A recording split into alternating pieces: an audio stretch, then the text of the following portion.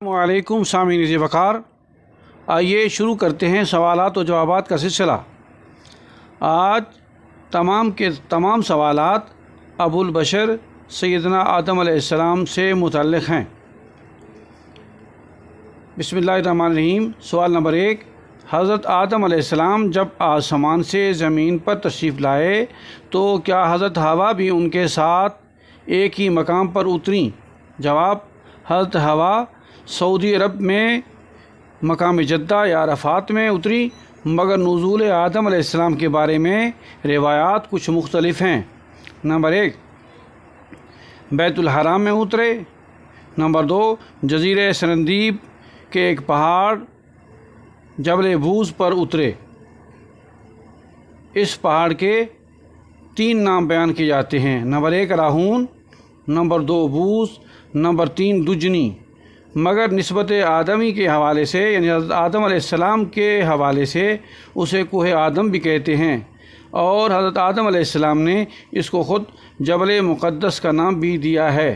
سوال نمبر 2، جب آپ علیہ السلام آسمان سے زمین پر تشریف لائے تو آپ کے دونوں ہاتھوں میں کیا کیا چیز تھی؟ جواب: آپ کے ایک ہاتھ میں عصا اور دوسرے ہاتھ میں جنتی درخت کا پتا تھا۔ سوال نمبر 3، کیا ان کے متعلق نزول ہندوستان کی روایات زیادہ ہیں یا حبوط مکہ کی روایات؟ جواب: دونوں مقامات سے متعلق روایات اور دلائل موجود ہیں، مگر نزول ہند سے متعلق روایات بکثرت ہیں۔ جو روات نزول مکہ سے متعلق روایت کرتے ہیں انہی میں سے کچھ ہندوستان کے بارے میں بھی روایت کرتے ہیں۔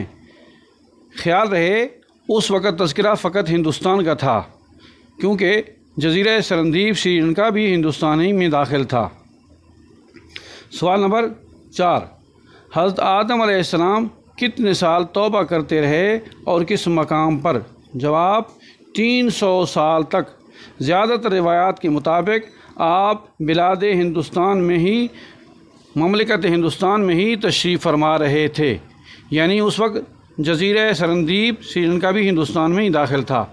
سوال نمبر 5، حضرت آدم علیہ السلام کا نقش پا کس پہاڑ پر نقش اور کندہ ہے؟ جواب: جزیرہ سرندیب سری لنکا کے پہاڑ پر، جس کو بوز، دجنی اور راہون بھی کہتے ہیں، مگر آج کل اس کو کوہ آدم بھی کہا جاتا ہے۔ سوال نمبر 6، روزانہ کس پہاڑ پر بارش ہوتی ہے اور کس لیے؟ جواب: اسی پہاڑ پر بارش ہوتی ہے جہاں حضرت آدم علیہ السلام اترے تھے، اور آپ علیہ السلام کے نقش پا کو دھونے کے لیے بارش ہوتی ہے۔ سوال نمبر 7، کس پہاڑ پر از فرش تا بفلک نور کا ایک پھریرا ہے اور سما ہے، جو بغیر کسی بادل کے یہ سما دکھائی دیتا ہے؟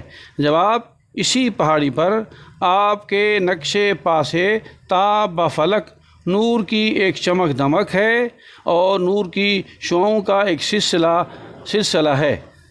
سوال نمبر 8، حضرت آدم علیہ السلام کے مقام نشست و برخاست کا رقبہ کتنا ہے؟ جواب: 180 میل۔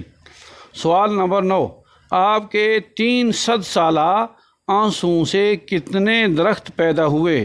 جواب: 900 درختوں کی آپ کے آنسوؤں سے آبیاری ہوئی۔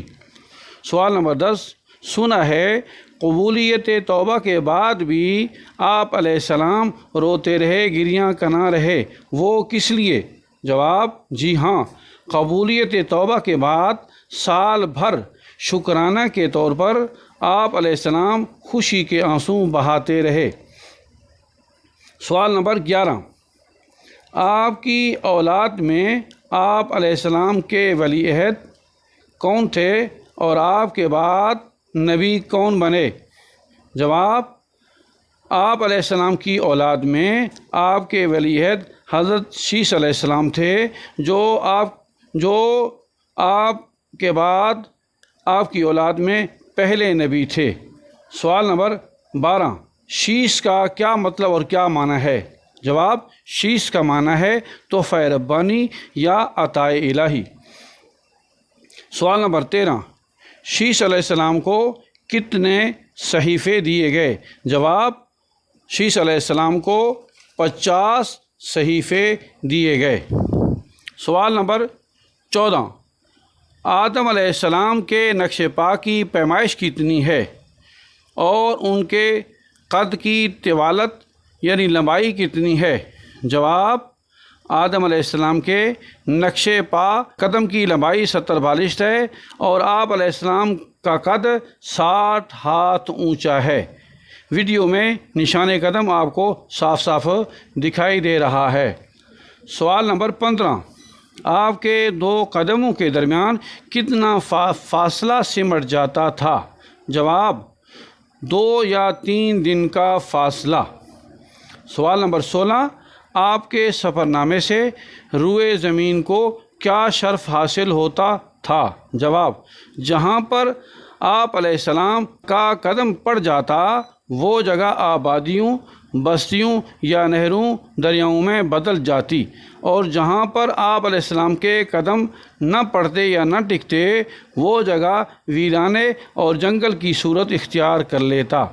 سوال نمبر 17، حضرت حوا سے بچھڑنے کے بعد پھر کس مقام پر ان سے ملاقات ہوئی؟ جواب میدان عرفات میں دونوں نے ایک دوسرے کو پہچان لیا، اور یہ بھی روایت کیا جاتا ہے کہ مقام مزدلفہ میں ان سے ملاقات ہوئی، کیونکہ ازلف یزلف اور ازدلف یزلف دونوں میں معنی قربت کا آتا ہے۔ ایک کا معنی قریب کرنا ہوتا ہے اور دوسرے کا معنی قریب ہونا ہوتا ہے، مگر صحیح طور روایت یہ ہے کہ مقام عرفات میں حضرت حوا اور حضرت آدم علیہ السلام کی دوبارہ ملاقات ہوئی، اس لیے تو عرفات معرفہ سے یعنی پہچان کے معنی میں شمار کیا، معنی اس سے مراد لیا جاتا ہے، یعنی دونوں نے ایک دوسرے کو پھر سے پہچان اور جان لیا۔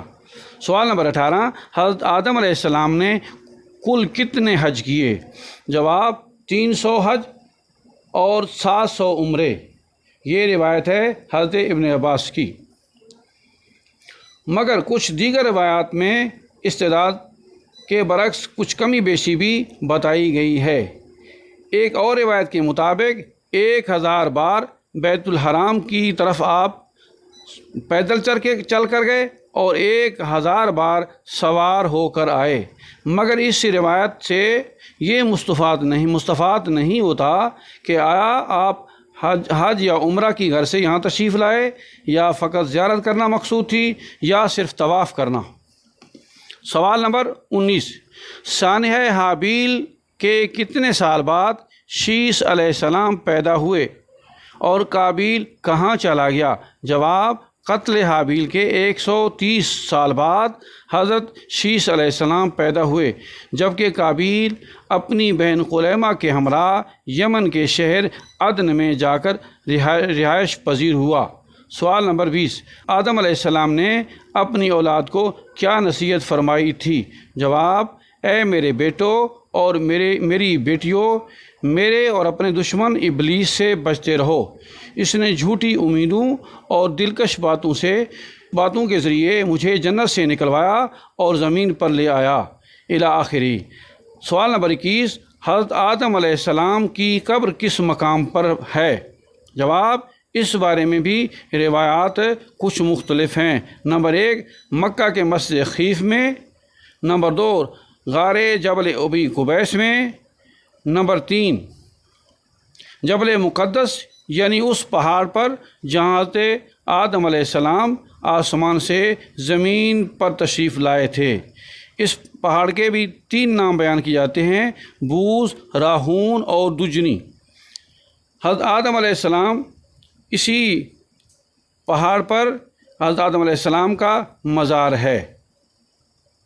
معزز سامعین، یہ تینوں روایتیں ہم نے بیان کر دی ہیں، لیکن زیادہ تر صحیح روایت اور قرین قیاس بھی ماہرین روایات کے مطابق یہی معلوم ہوتی ہے روایت کہ ان کا مزار جبل مقدس پر ہے، یعنی کوہ آدم پر، جو سری لنکا میں ہے۔ واللہ اعلم بالصواب۔ سوال نمبر 22، حضرت حوا حضرت آدم علیہ السلام کے کتنے سال بعد وصال کر گئیں؟ جواب 1 یا 2 سال بعد۔ حضرت شیش علیہ السلام نے اپنی والدہ محترمہ کو اپنے والد محترم کے پہلو میں دفن کر دیا۔ سوال نمبر 23، حضرت آدم علیہ السلام جن پہاڑ پر اترے تھے اس کی بلندی کتنی ہے؟ جواب تقریباً 35 میل۔ ناظرین، یہی وہ پہاڑ ہے جو آپ کو ویڈیو میں دکھائی دے رہا ہے۔ سوال نمبر 24، حضرت آدم علیہ السلام کی دنیاوی عمر کتنی تھی؟ جواب تقریباً 960 سال۔ اللہ تبارک و تعالی ہمیں دین فہمی کی توفیق عطا فرمائے، آمین۔